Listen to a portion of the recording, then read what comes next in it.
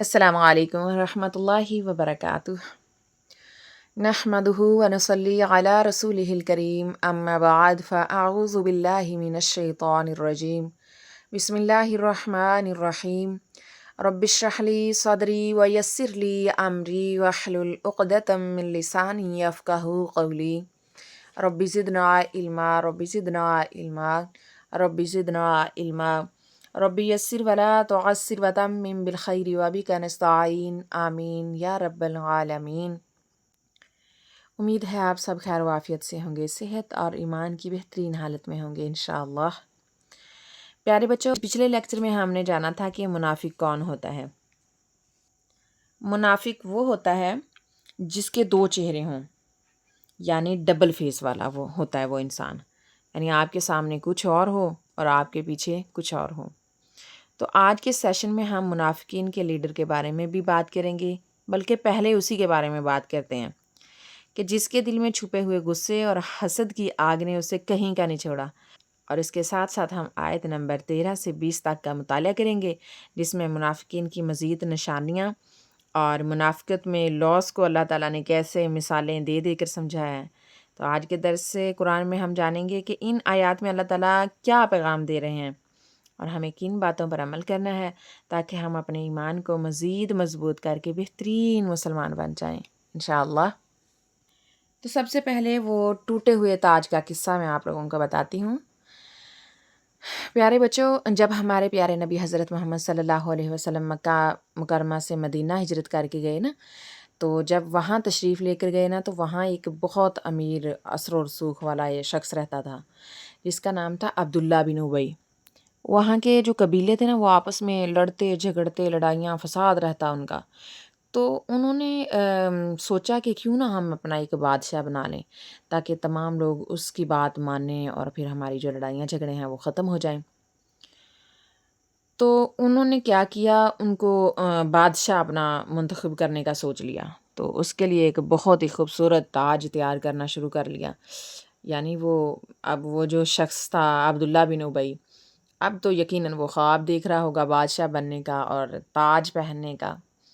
لیکن ہوا کیا کہ جیسے ہی نبی کریم صلی اللہ علیہ وسلم مدینہ منورہ میں آئے تو مدینے کی تو فضا ہی بدل گئی۔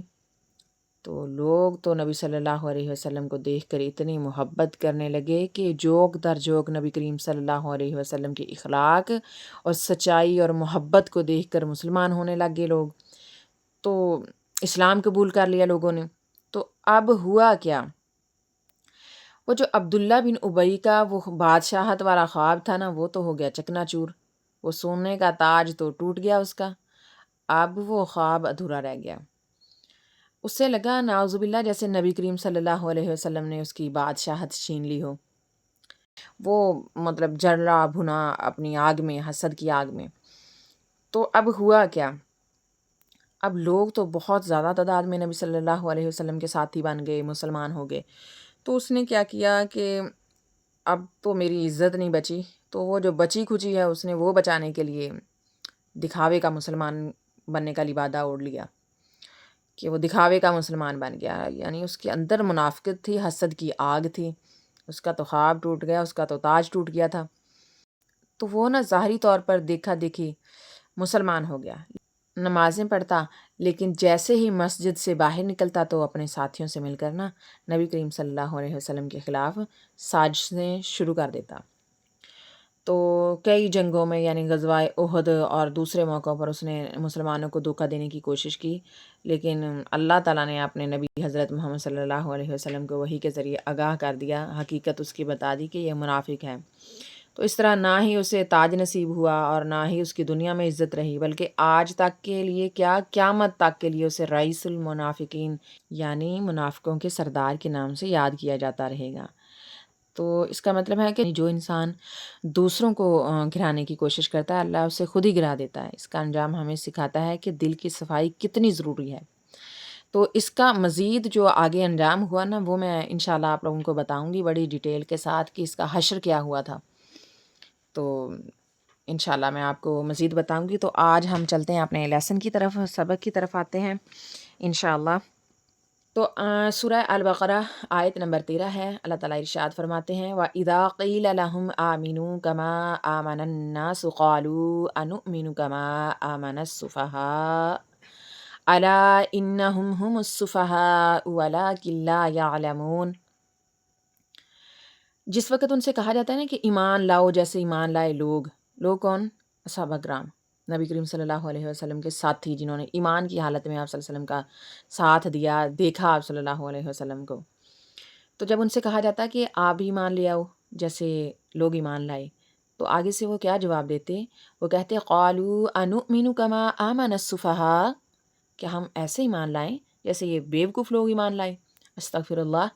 وہ نبی کریم صلی اللہ علیہ وسلم کے جو صحابہ کرام ہیں نا، ان کو بیوقوف سمجھتے تھے، بے عقل سمجھتے تھے کہ انہوں نے تو اپنی جانیں ہی وار دی ایک انسان کے کہنے پہ، اپنے گھر بار چھوڑ کے ہجرت کر کے آ گئے ہیں، اپنے بیوی بچوں کو چھوڑ آیا، کوئی اپنی جائیدادوں کو چھوڑ آیا، گھروں کو چھوڑ آیا، اور اپنی جانیں تک قربان کر رہے ہیں. تو وہ ان کو کیا کرتے تھے؟ وہ سمجھتے تھے کہ یہ بیوقوف ہیں. تو یہاں پہ اللہ تعالیٰ نے 4 سٹیمپس لگا کے اللہ تعالیٰ نے ارشاد فرمایا الا انہم ہم السفہاء ولکن لا یعلمون. اللہ فرماتے ہیں خبردار خبردار، بے شک وہی بیوقوف ہیں لیکن یہ جانتے نہیں. ان کو تو آگے جا کے پتہ چلے گا نا کہ بیوقوف کون تھے.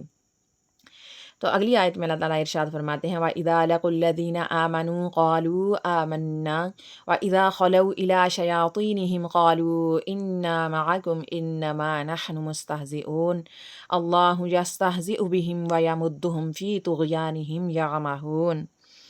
اللہ تعالیٰ فرماتے ہیں کہ جب یہ ایمان والوں سے ملتے ہیں نا تو کہتے ہیں کہ ہم بھی ایمان لائے، یعنی تصدیق کرتے ہیں کہ ہم بھی ایمان والے ہیں، ہم بھی ایمان لائے، یعنی ہم اس نبی کو نبی مانتے ہیں. زبانی کلامی جو ہے نا وہ مسلمان شو کرواتے تھے اپنے آپ کو. تو جیسے ہی وہ الگ ہوتے، ویسے ان کی ملاقات بھی سرسری سی ہوتی تھی، جیسے راستے میں مل جانا. کوئی ایسے نہیں تھا کہ بہت زیادہ گہری دوستی، مطلب اس طرح نہیں تھا، کیونکہ ان کے اندر تو حسد جیلسی بہت زیادہ تھی. تو لیکن جب وہ علیحدہ ہوتے اپنے سرداروں کے پاس ہے، جن کو اللہ تعالیٰ نے شیطان کہا یہاں پہ نا، خبیث صفت کے لوگ جو تھے، شریر قسم کے، تو جب ان کے پاس علیحدہ ہوتے، علیحدہ بیٹھک میں بیٹھتے، ان کے پاس بیٹھتے، تو ان سے جا کر کہتے کہ بھئی ہم تو تمہارے ہی ساتھی ہیں، مسلمانوں کے ساتھ تو ہم ایسے ہی مذاق کر رہے ہیں، تو ہم اصل میں حقیقت میں تمہارے ہی ساتھ ہیں. منافقت کرتے تھے نا کہ مسلمانوں کے سامنے آتے تو ان سے کہتے تمہارے ساتھ ہیں، جب کافروں کے ساتھ منافقوں کے ساتھ ہوتے تو ان سے کہتے ہم تو بھئی تمہارے ساتھ ہیں، ہم نہیں مانتے نبی کو، ہم تو تمہارے ساتھ ہیں، ہم تو ان کے ساتھ مذاق کر رہے ہیں. تو نیکسٹ آیت میں اللہ تعالیٰ فرماتے ہیں اللہ یستہزئ بہم ویمدہم فی طغیانہم یعمہون. اگلی آیت میں اللہ تعالیٰ فرماتے ہیں کہ اللہ ان منافقوں کو ان کے مذاق کا مزہ چکھائے گا. ابھی تو اللہ تعالیٰ نے کچھ نہیں کہہ رہا نا، یعنی یہاں تو اللہ تعالیٰ ان کو سزا نہیں دے رہا نا، فی الحال انہیں مزید موقع دے رہا ہے تاکہ وہ اور بھٹکتے رہیں. تو اللہ تعالیٰ نے اپنے مومن بندوں کے لیے انصاف کرتے ہوئے فرمایا کہ یہ منافقین تم لوگوں کا مذاق اڑاتے ہیں، انہیں دنیا میں بھی ذلت اور پستی میں مبتلا کیا جائے گا، اور آخرت میں ان کے مذاق میں سے ایک مذاق یہ ہوگا کہ جب مومن اپنا نور لے کر چلیں گے نا تو اچانک ان منافقوں کا نور جو ہے نا وہ بجھ جائے گا، وہ اندھیرے میں بھٹکتے رہ جائیں گے. اس کے بارے میں آگے جا کر بتاتی ہوں کہ کون سا نور. اولئک الذین اشتروا الضلالۃ بالہدی فما ربحت تجارتہم وما کانوا مہتدین. اللہ تعالیٰ فرماتے ہیں یہ وہ لوگ ہیں جنہوں نے ہدایت کے بدلے گمراہی کو خرید لیا، پھر ان کو نفع نہ دیا، ان کو ان کی تجارت نے، ان کے بزنس نے، ان کی سودا بازی نے، اور نہ ہی وہ ہدایت پا سکے. تو پیارے بچوں نیکسٹ آیت میں اللہ تعالیٰ فرماتے ہیں مثلہم کمثل الذی استوقد نارا فلما اضاءت ما حولہ ذہب اللہ بنورہم وترکہم فی ظلمات لا یبصرون. اللہ تعالیٰ فرماتے ہیں کہ ان کی مثال ایسی ہے جیسے کسی نے آگ جلائی. جب آگ جلائی تو اس آگ نے ان کا ارد گرد جو ہے نا وہ روشن کر دیا. جیسے نبی صلی اللہ علیہ وسلم کو ان کو اللہ کے بارے میں بتایا، حق سچ سارا ان کو بتا دیا، ان کو سارا کچھ پتہ چل بھی گیا، تو اللہ تعالیٰ نے ان کی روشنی کو بجھا دیا اور انہیں اندھیروں میں چھوڑ دیا، اب انہیں کچھ نہیں نظر آتا. تو پیارے بچوں اللہ تعالیٰ نے انہیں ان کے ساتھ بے انصافی نہیں کی، بلکہ اللہ تعالیٰ نے تو انہیں دیکھنے سننے کی صلاحیت اس لیے دی تاکہ وہ حق بات کو پہچان سکیں، یعنی ان کو تو واضح کر دیا تھا، خود ہی یہ انہوں نے راستہ چھوڑا. تو نیکسٹ آیت میں اللہ تعالیٰ ارشاد فرماتے ہیں صم بکم عمی فہم لا یرجعون. یعنی ان کے دل کی کھڑکیاں ہی بند ہیں۔ صم، یہ وہ لوگ ہیں جن کے کان تو ہیں لیکن جب اللہ کی اچھی بات ان کے سامنے کی جاتی ہے تو وہ ایسے بن جاتے ہیں جیسے انہیں کچھ سنائی نہیں دے رہا۔ بکم سے مراد ان کے پاس زبان ہے لیکن وہ اس سے سچی بات نہیں کرتے اور نہ ہی اپنی غلطی کا اعتراف کرتے ہیں۔ ان سے مراد ہے کہ ان کی آنکھیں تو ہیں، سب کچھ دیکھتی ہیں، اللہ کی بنائی ہوئی اتنی خوبصورت کائنات اور نشانیاں دیکھتی ہیں لیکن وہ ان سے سبق نہیں لیتے۔ لا یرجعون، چونکہ انہوں نے خود ہی اپنے دل کی کھڑکیاں بند کر لی ہیں اس لیے وہ سچائی کے راستے پر واپس آ ہی نہیں سکتے۔ تو نیکسٹ آیت میں اللہ تعالیٰ نے ایک اور مثال دی۔ اللہ تعالیٰ فرماتے ہیں او کصیب من السماء فیہ ظلمات ورعد وبرق یجعلون اصابعهم فی آذانهم من الصواعق حذر الموت واللہ محیط بالکافرین۔ اللہ تعالیٰ فرماتے ہیں کہ یا جیسے ان کی مثال ایسے ہے جیسے آسمان سے بارش برسے اور اس میں اندھیرا ہی اندھیرا ہو اور گرج ہو، چمک ہو، وہ کڑک اور موت کے ڈر سے اپنے کانوں کے اندر انگلیاں ٹھوس لیں، حالانکہ اللہ تعالیٰ کافروں کو گھیرے ہوئے ہے ہر طرف سے۔ نیکسٹ آیت میں اللہ تعالیٰ فرماتے ہیں یکاد البرق یخطف ابصارهم کلما اضاء لهم مشوا فیہ واذا اظلم علیہم قاموا وَلَوْ شَاءَ اللَّهُ لَذَهَبَ بِسَمْعِهِمْ وَأَبْصَارِهِمْ إِنَّ اللَّهَ عَلَىٰ كُلِّ شَيْءٍ قَدِيرٌ۔ اللہ تعالیٰ فرماتے ہیں قریب ہے کہ بجلی ان کی آنکھیں اچکلے، جب بجلی چمکتی ہے نا تو وہ چل پڑتے ہیں، جب اندھیرا چھا جاتا ہے تو رک جاتے ہیں۔ تو اگر اللہ تعالیٰ چاہیں تو ان کے کان اور ان کی آنکھیں چھین لے، کیونکہ اللہ تو ہر ایک چیز پہ قادر ہے۔ اب میں آپ لوگوں کو بتاتی ہوں کہ بجلی کی چمک سے کیا مراد ہے۔ یعنی جب وہ منافق لوگ کوئی عارضی طور پہ فائدہ دیکھتے نا، یعنی مسلمانوں کو جنگ جیتتے دیکھتے تو مال غنیمت جب ان کو ملتا، حاصل ہوتا، پھر تو وہ ان کے ساتھی بن جاتے، خوش ہو جاتے کہ بھئی ہم بھی اسلام والے ہیں، یہ تو اسلام بہت اچھا ہے، اتنی چیزیں مال غنیمت مل گیا۔ اندھیرے سے مراد یہ ہے کہ جب اسلام کی خاطر کوئی قربانی دینی پڑتی، لڑنا پڑتا، تو پھر ان کو غش پڑتا تو وہ وہیں رک جاتے۔ اب اس مشکل میں تو وہ سوچتے ہم سے کچھ نہیں ہوگا، نہ تو وہ مال خرچ کرنے کو تیار ہوتے اور نہ ہی وہ اپنی جان قربان کرنے کو تیار ہوتے، نہ لڑنے کو تیار ہوتے۔ تو بچوں آنکھیں چھین لینے سے مراد یہ ہے کہ اللہ تعالیٰ نے انہیں دیکھنے اور سننے کی صلاحیت دی تھی۔ تو یہاں اللہ تعالیٰ بتا رہے ہیں کہ تم جو مسلمانوں کا مذاق اڑا رہے ہو نا اور یہ سمجھتے ہو کہ تم لوگ بہت زیادہ چلاک ہو، تو یاد رکھو اللہ نے تمہیں دیکھنے کے لیے آنکھیں اور سننے کے لیے کان دیے ہیں۔ وہ جب چاہے 1 سیکنڈ میں یہ طاقت کو چھین سکتا ہے اور تم کچھ بھی نہیں کر سکو گے۔ تو پیارے بچوں، ہماری زندگی کی تمام نعمتیں اللہ تعالیٰ کے قبضے میں ہیں۔ اگر ہم ان نعمتوں کا غلط استعمال کریں گے تو اللہ تعالیٰ انہیں چھیننے پر پوری طرح قادر ہے نا، اللہ چھین سکتا ہے۔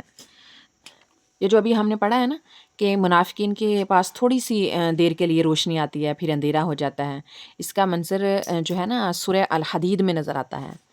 تو قیامت کے دن جب ہر طرف اندھیرا ہوگا، ایمان والوں کے پاس ان کے نیک اعمال کا نور ہوگا، روشنی ہوگی۔